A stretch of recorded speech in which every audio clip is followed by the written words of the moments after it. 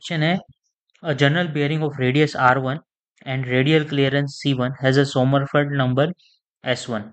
Another general bearing has radius r2, radial clearance c2 and Sommerfeld number s2.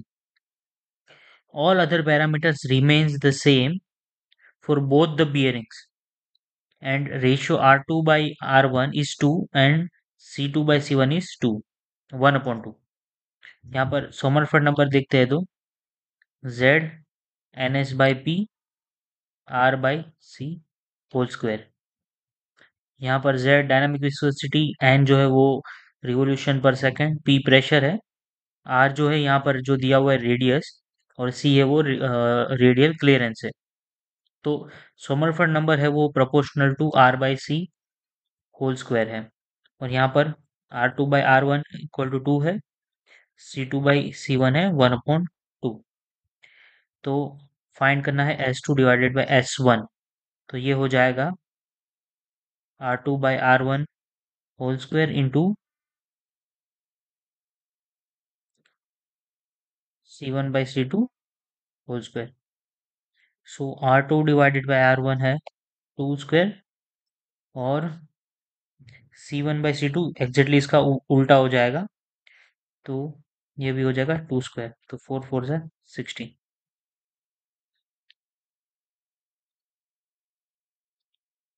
Match the following, column 1 है theories of failure दिया हुआ है, यहाँ पे shape of safety reason दिया हुआ है।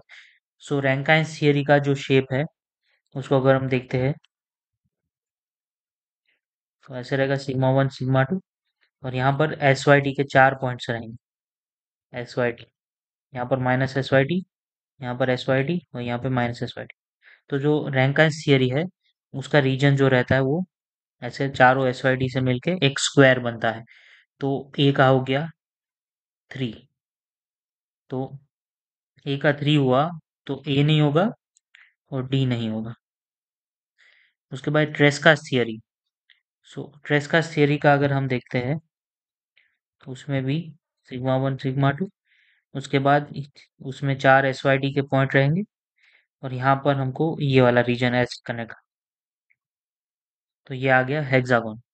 तो इनसाइड रीजन है वो सेफ्टी रीजन है, आउटसाइड रीजन अनसेफ। तो ट्रेस्कास थियरी का रीजन हो गया हेक्सागोन मीन्स 1, तो बी का आएगा 1। सो बी में ये 4 है ये 1 है, तो आंसर होगा सी, ये नहीं होगा। अब देखिए दूसरे दोनों का भी देख लेते हैं। सेंट वेनेंट का, सेंट वेनेंट का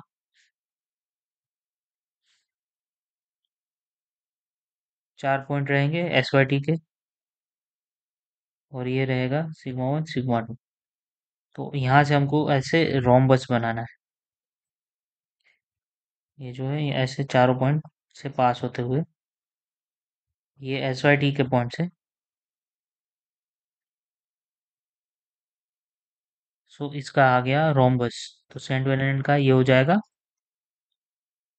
ये और डी का 2। तो वॉन माइसिस का होगा इलिप्स।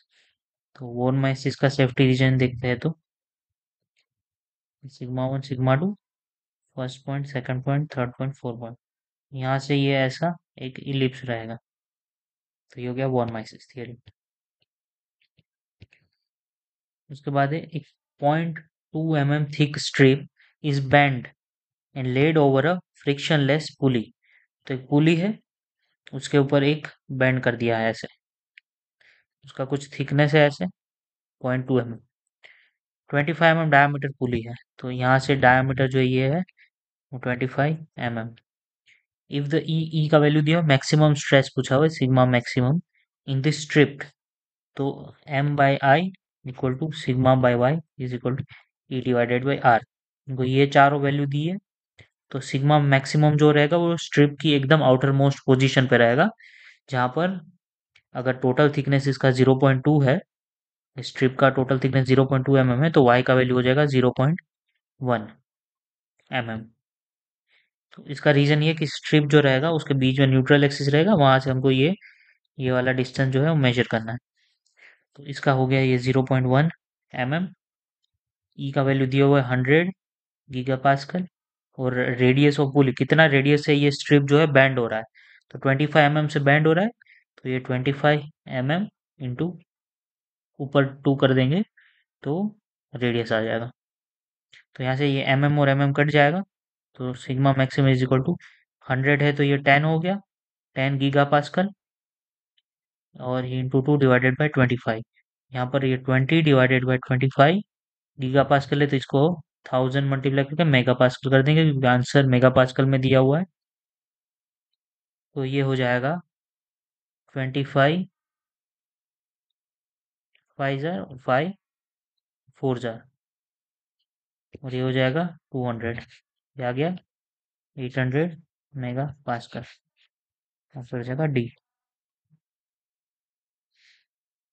यहाँ पे देखिए वेलोसिटी फील्ड दिया हुआ है, सर्टन 2 डायमेंशनल फ्लो, कोई फ्लो है उसका, ये वेलोसिटी फ्लो है, और k का वैल्यू 2 दिया हुआ है, and x and y are in metres. इधर फ्लूइड डेंसिटी 100 है, and pressure at origin 10 kilo pascal है। सो प्रेशर एट 0,0 है 10,000 पास्कल्स। प्रेशर एट पॉइंट 3,3 पूछा हुआ है, और वेलोसिटी फील्ड दिया हुआ है, k का वैल्यू यहाँ पर ये 2 है, तो 2xi माइनस ये वेक्टर है 2yj, तो ये u है ये v है, यहाँ से u आ गया 2x, v आ गया -2y। तो ये दो वैल्यूज हमको मिल गए। अब हम इक्वेशन देखते हैं, नेवियर स्टोक्स इक्वेशन, तो उसमें क्या है,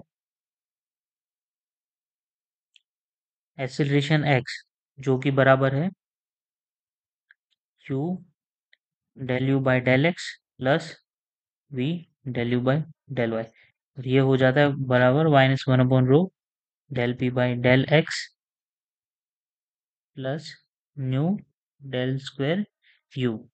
यहाँ पे u डेल स्क्वायर u को मतलब 2 बार डिफरेंशिएट करना है, तो 2 बार हम x के रिस्पेक्ट में या y के रिस्पेक्ट में डिफरेंशिएट करते हैं, तो ये 2x दिया हुआ है, 2x को 2 होगा और फिर एक और बार डिफरेंशिएट करने पे 0 हो जाएगा, वैसे ही y के टर्म्स में भी हो जाएगा। सो यहाँ पर ये वैल्यू 0 हो जाने वाला है। अब यहाँ पर इसका वैल्यू निकालते हैं, तो इससे पहले हम y का वैल्यू, y डायरेक्शन में भी एक्सेलरेशन निकाल लेते हैं, u del v by del x plus v del v by del y is equal to -1 upon rho del p by del y plus nu del square v। अब v को भी 2 बार differentiate करेंगे, -2y है, v is equal to -2y है, उसको भी 2 बार differentiate करेंगे तो ये भी 0 हो जाएगा। तो यहाँ से थोड़ा इक्वेशन सिंपल हो जाएगा। अब देखिए u के टर्म्स में y नहीं है, u is equal to 2x है, तो u को y के रिस्पेक्ट में डिफरेंशिएट करेंगे, ये 0 हो जाएगा, और v के टर्म्स में x नहीं है, तो यहाँ से v को dv बाई dx भी 0 हो जाएगा। तो इक्वेशन और सिंपल हो गया। अब हम ए एक्स वाला जो पहला इक्वेशन है उसको सॉल्व करते हैं। तो सबसे पहले क्या है, u है, तो u हो गया 2x, उसके बाद D you by D x हो गया 2, ये आ जाएगा इक्वल टू -1 अपन रो का वैल्यू है 100, ये हो गया del P by del x, तो ये आ जाएगा यहाँ से -400x is equal to del P by del x. अब इसी को हम इंटीग्रेट कर देंगे दोनों साइड एक्स के रिस्पेक्ट में, तो ये आ जाएगा p is equal to -400x² by 2 plus some function of y, क्योंकि p is a function of x and y, p जो है वो फंक्शन है x एंड y का फंक्शन है, तो जब इसको हम x के रिस्पेक्ट में डिफरेंशिएट करते हैं तो ये वाला टर्म वैसे भी 0 हो जाता है, तो जब हम इंटीग्रेट कर रहे हैं तो एक हमको y का फंक्शन मिल सकता है। तो यहाँ से p फंक्शन आ गया एक्स वाई का -200x² plus function of y। अब इसको डिफरेंशिएट करेंगे हम y के रिस्पेक्ट में, तो ये हो जाएगा -200x² का हो जाएगा 0 plus f dash of y। ठीक है, अब ये f dash of y del P by del y. अब ये वाला इक्वेशन देखिए आप यहाँ पर, उसको मैं अलग से लिखता हूँ, a y is equal to v का वैल्यू क्या है, v का वैल्यू है -2y, और del v by del y है -2, ये हो इक्वल है -1 अपॉन डेंसिटी है 100, और ये हो गया del p by del y। ठीक है, अब यहाँ से देखिए ये हो जाएगा 4y into 100 is equal to minus del P by del y. तो del P by del y का वैल्यू आ गया माइनस 400 वाई। अब यहाँ से del P by del y का वैल्यू रख देंगे -400 वाई, और फंक्शन वाई को इंटीग्रेट करेंगे -400 y square divided by 2 plus some constant, या फिर फंक्शन ऑफ एक्स भी हो सकता है। ठीक है, तो फंक्शन ऑफ एक्स स्क्वायर भी हो सकता है, लेकिन हमने पी एक्स वाई का जो इक्वेशन है इसमें फंक्शन ऑफ वाई हमको मिल गया। तो अब ये एफ ऑफ वाई का जो वैल्यू आया उसी को ये वाले इक्वेशन में पुट कर देते हैं। तो यहाँ से हमारा पी एक्स कोमा वाई मिल जाएगा -200 x square plus function of y है -200 y square plus some constant. अब देखिए पी एट 0,0 है 10,000, तो p at 0,0 is equal to 0 हो जाएगा प्लस 0 प्लस सी, और ये वैल्यू है 10,000। तो सी का वैल्यू यहाँ से मिल गया, तो यहाँ से ये सी का वैल्यू हम पुट कर देंगे 10,000। अब हमको फाइंड करना है पी एट 3,3, तो आ जाएगा -200 इंटू 9 -200 इंटू 9 प्लस 10,000, तो ये 1818, तो -3600 प्लस 10,000, ये आ जाएगा 6400 पास्कल्स, क्योंकि ये वैल्यू पास्कल में, ये सारे वैल्यू एसआई यूनिट में है। ये आ गया 6.4 किलो पास्कल। आंसर हो गया बी। ये देखिए spherical water droplet of diameter 2 mm splits into 8 small droplets। तो पहला एक ड्रॉपलेट था, उससे हमने 1 2 3 4 5 6 7 8 इक्वल साइज के ड्रॉपलेट कर दिए, equal size in air temperature 25 degree Celsius. So इसका डायमीटर था 2 mm और रेडियस हो गया 1 mm। इसका रेडियस आर टू हमको नहीं पता, लेकिन वॉल्यूम जो है वॉल्यूम टू वो 8 टाइम से वॉल्यूम, सॉरी, वॉल्यूम जो पहले का था वो 8 टाइम से वॉल्यूम टू के, और स्फीयर का वॉल्यूम है 4/3 पाई r क्यूब।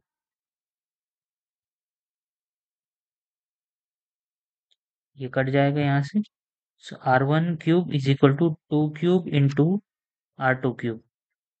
सो यहाँ पे आ जाएगा r1 is equal to 2 times of r2। So r1 2 times है, तो r2 का वैल्यू हो जाएगा आधा, 0.5 mm। The surface tension coefficient of water, sigma का वैल्यू दिया है 0.073 न्यूटन पर मीटर, एंड डायनामिक विस्कोसिटी दिया हुआ है 0.01 कोइस, तो ये हो जाएगा 0.001 pascal seconds. The approximate work done in splitting up the droplet. So कितना वर्क डन लगेगा, तो वर्क डन क्या होता है sigma into area 2 minus area 1, जितना हमने एरिया बढ़ा दिया माइनस जितना पहले एरिया था इंटू सरफेस टेंशन, या फिर ये होता है फोर्स इंटू लेंथ। लेकिन यहाँ पर इसका बात नहीं हो रहा है, यहाँ पर एरिया डिफ्रेंशिएट हो रहा है। तो यहाँ पर अगर एरिया डिवाइड हो रहा है तो इसका वैल्यू आ जाएगा 0.073। सरफेस एरिया पहले कितना था, तो पहले था एरिया 1 4 पाई r1 स्क्वायर, तो यहाँ पे ये 4 पाई 1 स्क्वायर था, और इंटू 10⁻⁻⁶ बिकॉज में है 1 mm उसका स्क्वायर है। सो 10⁻³ का स्क्वायर 10⁻⁶, तो इतना पहले एरिया था। और बाद में क्या हो गया, area to 4 pi r2 square, तो ये हो जाएगा 4 पाई r2 स्क्वायर 0.5 स्क्वायर इंटू 10⁻⁶, लेकिन एरिया जो है 8 ड्रॉपलेट्स हो गया, तो इंटू 8 हो जाएगा 8 ड्रॉपलेट्स का एरिया। तो यहाँ पर एरिया 2 जो है वो 8 इंटू 4 पाई 0.5 स्क्वायर माइनस हो जाएगा 4 पाई इंटू 1 स्क्वायर और दोनों में 10⁻⁻6 मल्टीप्लाइड। अब देखिए ये हो गया 0.073, यहाँ से ये 4 पाई कॉमन आ गया। 8 into 0.5, 0.5 square minus 1 square into 10⁻⁻6। तो ये आ गया आंसर 0.073 इंटू 4 पाई। 8 इंटू 0.25 हो गया, हाँ 0.25, 0.5 का स्क्वायर 0.25 और इंटू 8, सो ये आ गया 2 माइनस 1 इंटू 10⁻⁻6। सो इसका मल्टीप्लाई करेंगे हम। 4 पाई का वैल्यू 3.14, ये हो जाएगा 1। सो 4 पाई इंटू 0.073 10⁻⁻6, इसका वैल्यू आ जाएगा 0.92 10⁻⁻6 जूल्स। आंसर हो जाएगा बी। सो यहाँ पर 80 क्वेश्चंस खत्म होते हैं। टेक्निकल सेक्शन पूरा हो गया है 2024 पेपर का, इसरो का। आगे कुछ एप्टीट्यूड के क्वेश्चंस है 15। सो हमारे 2024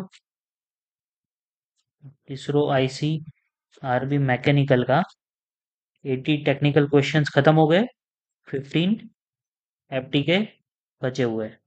सो इसको आगे देख लेंगे। यहाँ पर 80 टेक्निकल क्वेश्चंस का हमारा क्लियर कट सॉल्यूशन मिल गया है, और आगे दूसरे सब्जेक्ट के क्वेश्चंस रहेंगे उसको भी देखेंगे, और उससे पहले हम एप्टीट्यूड को खत्म करेंगे। So prepare well, and this time also 160 vacancies in mechanical, so very good probability of getting selected. So prepare well and work hard, and thank you for watching this video, and see you in the next video.